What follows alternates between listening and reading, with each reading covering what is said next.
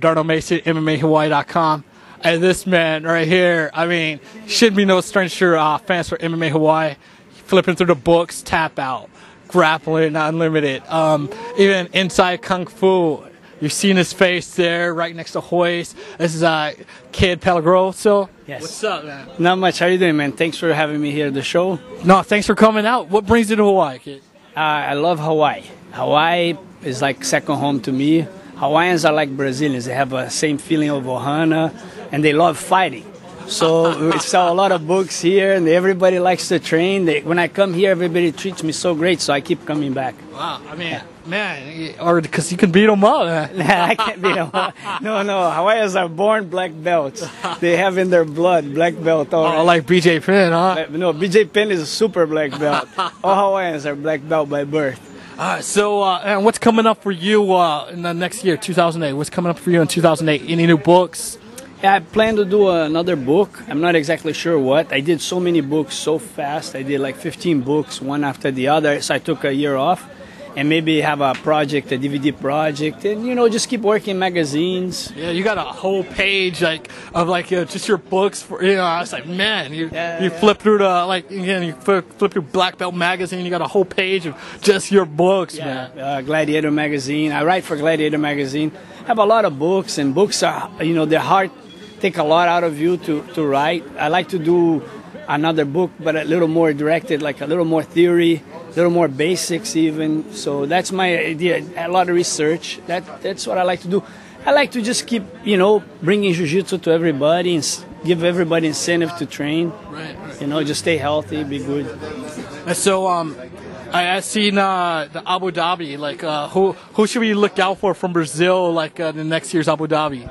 Oh, Abu Dhabi. There's so many good Brazilians, but, you know, Roger Gracie is probably the best, you know, fighter right now. Jiu-jitsu, submission grappling.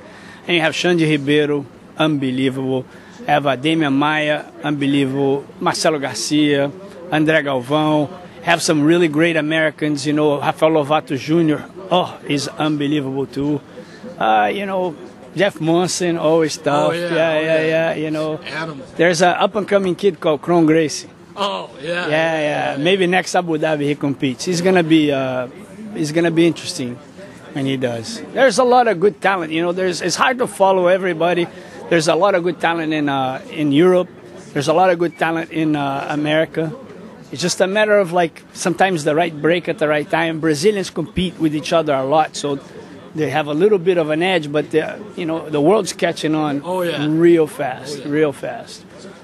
And we want to see some Hawaii. BJ Penn, if he wasn't making millions fighting, he'd probably be a champion already, you know. He just his focus is somewhere else, but he went to Brazil, first black belt to win the worlds. It's just unbelievable. Yeah, man.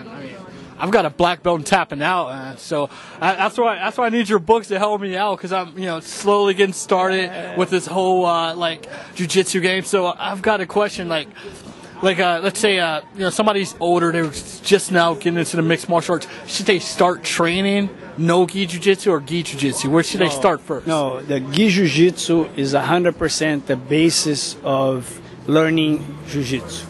You can train no gi, but you need to have a strong base. You see the guys now winning, Roger, you see Kron, they all have real basic games, and they're very perfect. And you learn the posture, you learn all the right balances and everything with the gi, because it's so hard. You know, if I grab, you can't slip.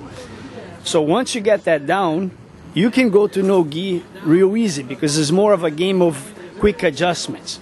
But if you have the finesse down, the perfect base, it's like a tree. If you don't have the good roots, the tree grows, boom. You know, so if you don't learn the right stuff, and that's what I want to do, a book, is emphasizing the basics. Because the other thing is, the advanced positions, they don't happen in a fight often. But the base happens all the time. If I had advice for somebody, learn proper posture. Don't want to learn the next 3 moves further down. Just learn the basics. That's what I did, and, you know, I'm like this big, and I still survive guys, you know. It comes up all the time. That's the best thing you can do. And no-gi is really fun, and it's really good, but you have to have the perfect technique.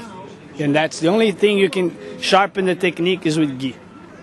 I guess you sold me, sir. I think I gotta buy a gi because I gotta buy a gi because I've been working, no gi. I've been working my no gi jiu-jitsu, but you just opened my mind. The thing is because the gi gives so many options to the other person that it's much more difficult for you to survive. So once you learn to survive and you learn right things, when you take the gi off, it's like taking the shackles off and you have everything perfect. It's easy.